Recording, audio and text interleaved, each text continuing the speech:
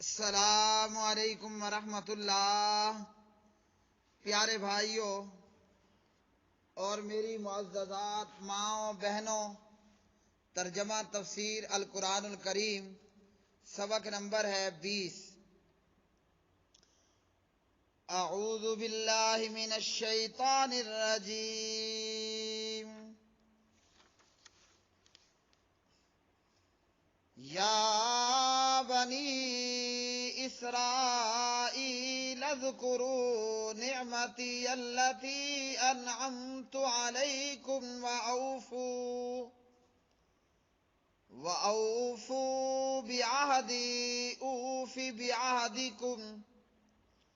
وإیایا فارہبون وآمنوا بما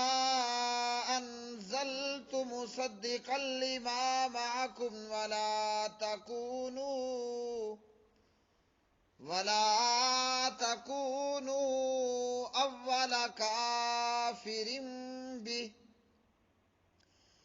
ولا تشتروا بآياتي ثمنا قليلا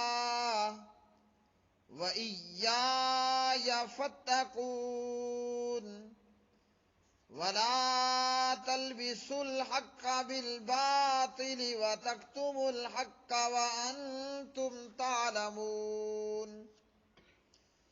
وأقيموا الصلاة وآتوا الزكاة واركعوا مع الراكعين أتأمرون الناس بالبر وتنسون أنفسكم وأنتم تتلون الكتاب أفلا تعقلون واستعينوا بالصبر والصلاة وإنها لكبيرة إلا على الخاشعين الذين يظنون أنهم ملاقو ربهم وأنهم إليه راجعون۔ اے بنی اسرائیل، میری نعمت یاد کرو جو میں نے تم پر انعام کی، اور تم میرا عہد پورا کرو، میں تمہارا عہد پورا کروں گا، اور صرف مجھی سے پس ڈرو، اور اس پر ایمان لاؤ جو میں نے اتارا ہے، اس کی تصدیق کرنے والا ہے جو تمہارے پاس ہے، اور تم سب سے پہلے اس سے کفر کرنے والے نہ بنو، اور میری آیات کے بدلے تھوڑی قیمت مت لو، اور صرف مجھی سے پس ڈرو، اور حق کو باطل کے ساتھ خلط مت نہ کرو، اور نہ حق کو چھپاؤ جبکہ تم جانتے ہو، اور نماز قائم کرو اور زکوٰۃ دو، اور رکوع کرنے والوں کے ساتھ رکوع کرو۔ کیا تم لوگوں کو نیکی کا حکم دیتے ہو اور اپنے آپ کو بھول جاتے ہو، حالانکہ تم کتاب پڑھتے ہو؟ تو کیا تم نہیں سمجھتے؟ اور صبر اور نماز کے ساتھ مدد طلب کرو، اور بلا شبہ وہ یقیناً بہت بڑی ہے مگر ان عاجزی کرنے والوں پر جو یقین رکھتے ہیں کہ بے شک وہ اپنے رب سے ملنے والے ہیں،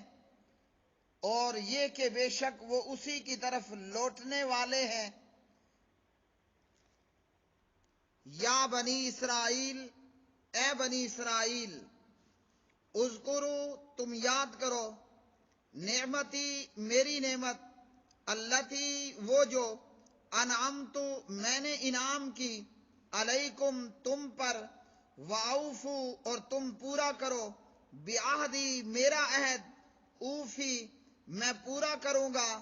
بعہدکم تمہارا عہد، وَإِيَّایَ اور مجھ ہی سے فرحبون پس تم ڈرو وَآمِنُوا اور تم ایمان لاؤ بما اس پر جو انزلتو میں نے نازل کیا مصدقاً جبکہ وہ تصدیق کرنے والا ہے لما اس کی جو معکم تمہارے پاس ہے ولا تکونوا اور نہ تم بنو اولا پہلے کافر کفر کرنے والے بھی اس کے ساتھ ولا تشترو اور نہ تم بیچو بیااتی میری آیتوں کو ثمناً قیمت قلیلاً تھوڑی میں وَإِيَّایَ اور مجھ ہی سے فَاتَّقُونِ پس تم ڈرو ولا تلبسوا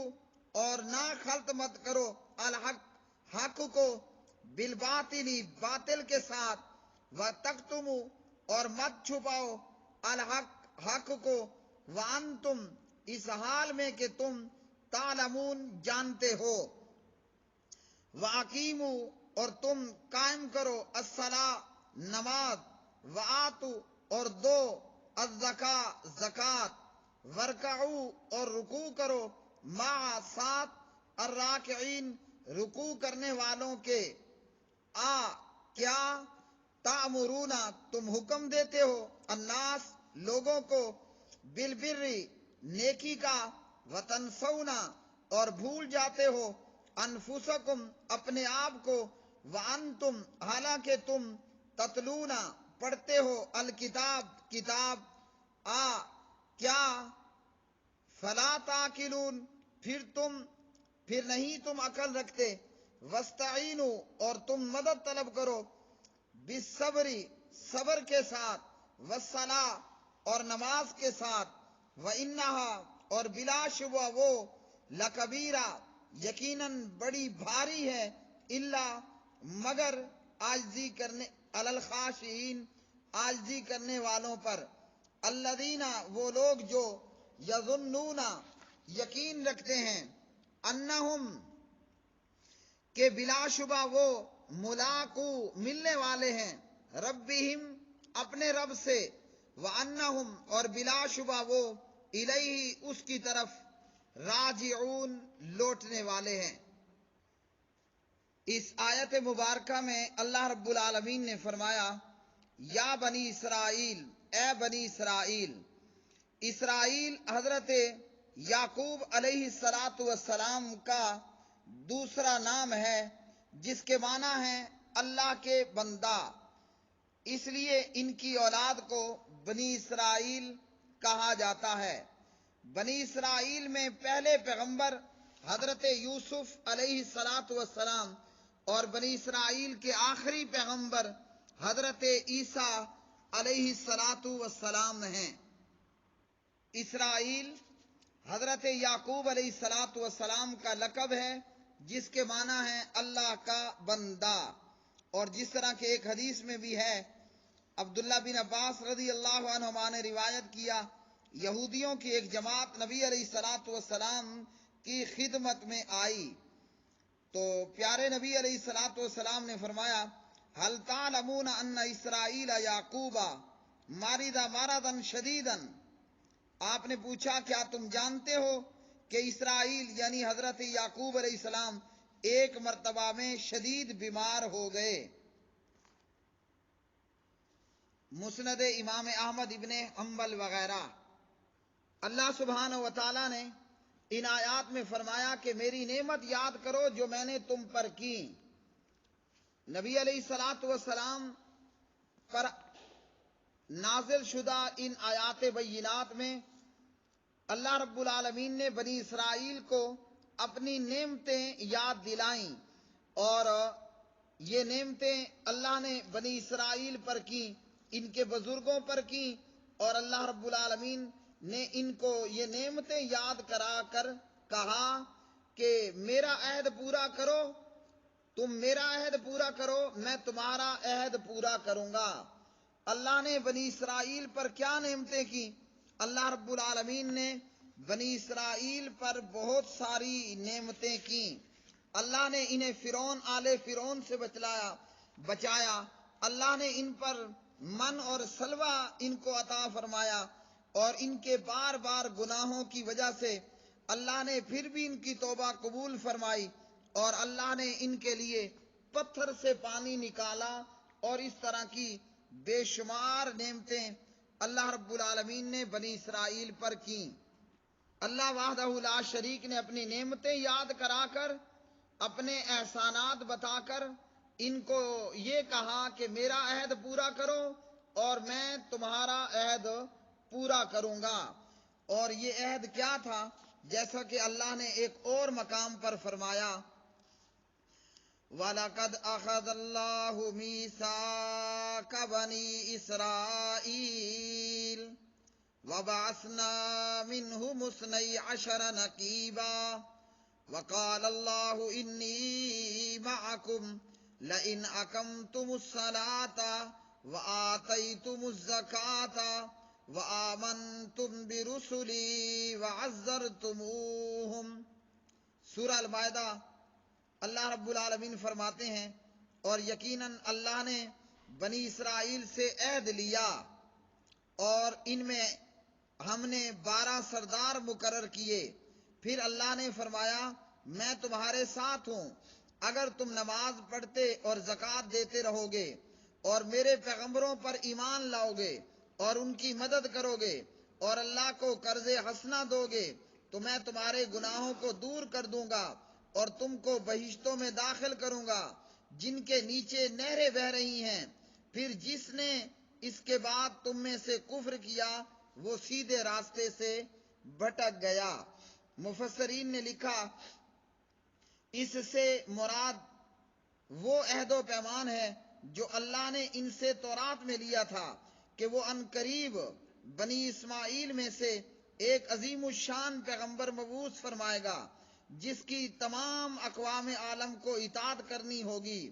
اس سے مراد جناب محمد الرسول اللہ صلی اللہ علیہ وسلم ہیں۔ تو اللہ نے اپنی نعمتوں کا ذکر کیا اور فرمایا کہ میرے عہد کو پورا کرو۔ عہد کیا تھا؟ پیغمبروں پر ایمان لانا، ان کی مدد کرنا، محمد الرسول اللہ صلی اللہ علیہ وسلم کی اطاعت کرنا۔ اللہ نے اپنی نعمتیں یاد کرائیں اور ان کو عہد پورا کرنے کا کہا، تو جو پھر عہد کیے ہوئے کو پورا کرے گا اللہ تعالیٰ اس کو جنتیں عطا کرے گا، اور جو عہد شکنی کرے گا اس کے لیے اللہ نے جہنم تیار کی ہے۔ اسی طرح اللہ سبحانہ و تعالیٰ نے فرمایا کہ اس پر ایمان لاؤ جو میں نے اتارا ہے، اس کی تصدیق کرنے والا ہے جو تمہارے پاس ہے، اور تم سب سے پہلے اس سے کفر کرنے والے نہ بنو۔ ایمان لاؤ یعنی اللہ کے قرآن پر ایمان لاؤ جو تورات، انجیل وغیرہ کی تصدیق کرنے والا ہے، اور فرمایا کہ سب سے پہلے کافر مت بنو۔ اس سے پہلے مکہ کے مشرک کفر کر چکے تھے، لیکن ان کا کفر جہالت پر مبنی تھا، اور اہل کتاب وہ نبی علیہ الصلوۃ والسلام کے متعلق اچھی طرح جانتے تھے جیسے بندہ اپنی اولاد کو جانتا اور پہچانتا ہے ہزاروں سینکڑوں لوگوں کی موجودگی میں۔ اسی طرح بنی اسرائیل جناب محمد بن عبداللہ محمد الرسول اللہ صلی اللہ علیہ وسلم سے واقفیت رکھتے تھے، آپ کی پہچان رکھتے تھے، اور آپ صلی اللہ علیہ وسلم کی بعثت کے متعلق ان کو پورا علم تھا۔ تو فرمایا کہ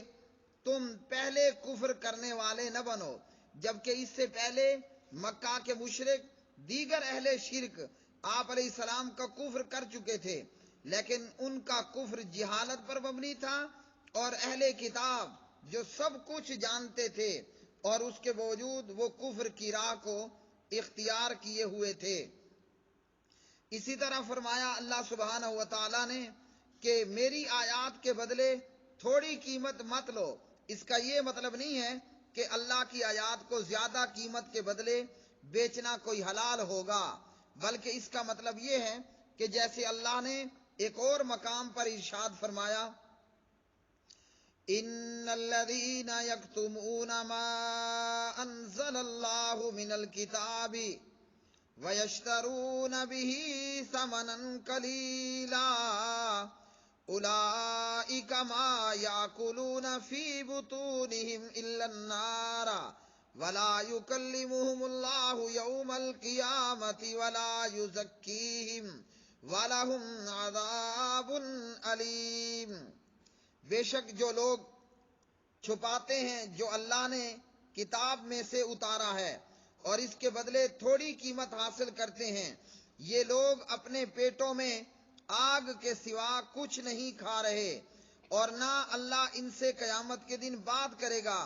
اور نہ انہیں پاک کرے گا، اور ان کے لیے دردناک عذاب ہے۔ یہی لوگ ہیں جنہوں نے گمراہی کو ہدایت کے بدلے اور عذاب کو بخشش کے بدلے خریدا، سو وہ آگ پر کس قدر صبر کرنے والے ہیں۔ تو اللہ سبحانہ و تعالیٰ نے فرمایا میری آیات کے بدلے تھوڑی قیمت مت لو۔ تو اس سے ان یہودیوں کو منع کیا گیا ہے کہ حق بات جو محمد الرسول اللہ صلی اللہ علیہ وسلم کے متعلق جانتے ہو وہ بغیر کسی لالچ اور بغیر کسی خوف کے، جیسے پیچھے فرمایا کہ مجھ ہی سے پس ڈرو، بغیر کسی خوف اور بغیر کسی لالچ کے حق کا اعلان کرنا چاہیے، حق کا اظہار کرنا چاہیے۔ اور جو حق کو چھپا لیتا ہے کسی لالچ میں آ کر یا کسی کے ڈر کے اندر خوف میں مبتلا ہو کر، ایسے بندے پھر ایسے لوگ اپنی دنیا بھی اور اپنی آخرت بھی برباد کرنے والے ہوتے ہیں۔ بعض لوگوں نے کہا کہ اس آیت سے کہ میری آیات کے بدلے تھوڑی قیمت مت لو، بعض لوگوں نے کہا کہ اس آیت کا تعلیم کتاب کی اجرت سے بھی تعلق ہے، یعنی کتاب و سنت کی تعلیم یا قرآن پاک پڑھانے پر، دینی علوم پر، معاملات پر اجرت نہیں لینی چاہیے، جبکہ اس آیت میں اس بات کی کوئی ممانعت نہیں کی گئی ہے، کیونکہ نبی علیہ السلام نے فرمایا ان حق ما اخذتم علیہ اجرا کتاب اللہ، سب سے زیادہ حق جس چیز پر تم اجرت لو اللہ کی کتاب ہے۔ صحیح بخاری حدیث نمبر 5737۔ تو اس آیت سے جو ہے وہ دینی امور پر اجرت لینا منع نہیں ہے، بلکہ 2 نمبر کی فتویٰ بازی یا خوف اور ڈر کی وجہ سے حق کو چھپا لینا یہ منع ہے۔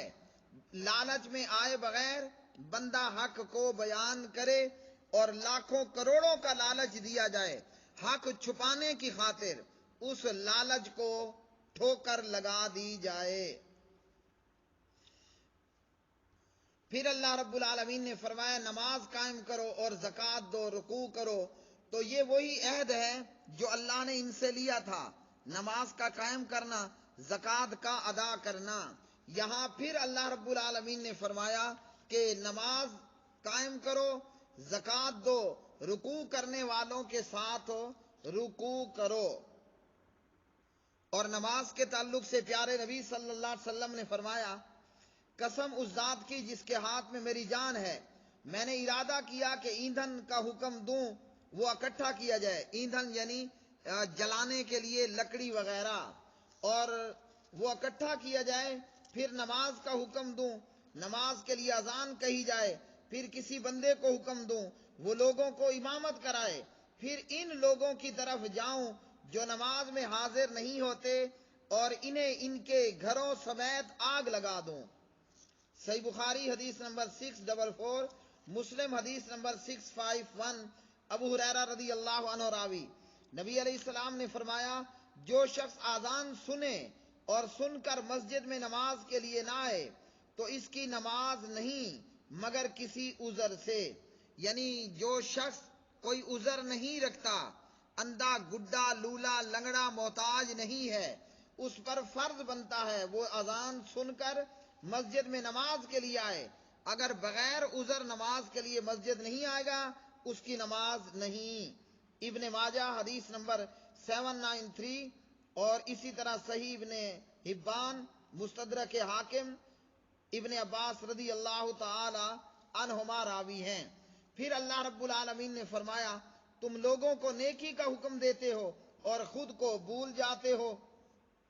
یعنی لوگوں کو تو تورات پر عمل کرنے کا حکم دیتے ہو اور خود بھول جاتے ہو، کہ نبی علیہ الصلوۃ والسلام پر ایمان لانے کا حکم بھی موجود ہے۔ ابن ابی حاتم اور اسی طرح بنی اسرائیل لوگوں کو اللہ تعالیٰ کی اطاعت اور نیکی کا حکم دیتے اور خود عمل نہ کرتے، تو اللہ رب العالمین نے فرمایا کہ لوگوں کو نیکی کا حکم دینا اور خود عمل نہ کرنا یہ کسی طور پر بھی درست نہیں ہے۔ جو لوگوں کو نیکی کا حکم دے اور خود عمل نہ کرے اس کی سزا کیا ہے؟ فرمایا نبی علیہ الصلوۃ والسلام نے،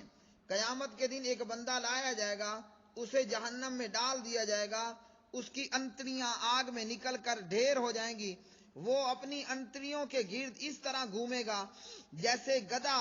چکی کے گرد گھومتا ہے۔ جہنم والے اس کے پاس جمع ہو جائیں گے اور کہیں گے کیا معاملہ ہے تیرے ساتھ؟ کیا تو ہمیں نیکی کا حکم نہیں دیتا تھا اور ہمیں برائی سے منع نہیں کرتا تھا؟ وہ کہے گا میں تمہیں نیکی کا حکم دیتا تھا مگر خود نیکی نہیں کرتا تھا، تمہیں برائی سے منع کرتا تھا مگر خود برائی کا ارتکاب کرتا تھا۔ صحیح بخاری حدیث نمبر 3267۔ نعوذ باللہ من ذالک۔ اللہ رب العالمین ہمیں اس بات سے بچائے۔ پھر اللہ رب العالمین نے فرمایا صبر اور نماز کے ساتھ مدد طلب کرو۔ نبی علیہ الصلوۃ والسلام کو جب اچانک کوئی حادثہ پیش آتا آپ علیہ السلام نماز پڑھتے۔ ابو داود حدیث نمبر 1319۔ ہمیں بھی چاہیے کوئی مصیبت ہو پریشانی ہو نماز پڑھیں اور اللہ سے مدد کا سوال کریں اور صبر کریں۔ پھر اللہ رب العالمین نے فرمایا اور بے شک یہ بہت بھاری ہے مگر عاجزی کرنے والوں پر بھاری نہیں ہے۔ تو فرمایا کہ یہ بہت بھاری ہے مگر ان لوگوں کے لیے کوئی بھاری نہیں ہے جو عاجزی کرنے والے ہیں۔ نماز کا پڑھنا منافق کے لیے بہت مشکل ہوتا ہے اور مومن کے لیے آسان۔ جن لوگوں کو اللہ کی ملاقات کا حقیقت میں یقین ہوتا ہے کہ ہم نے اپنے پروردگار کے سامنے پیش ہونا ہے، وہ نماز میں سستی نہیں کرتے اور وہ نماز کو بر وقت ادا کرتے ہیں اور نماز ان کے لیے مشکل یا بھاری نہیں ہوتی۔ وآخر دعوانا ان الحمد للہ رب العالمین۔ آج کا سبق آیت نمبر 40 سے لے کر آیت نمبر 46 تک تھا۔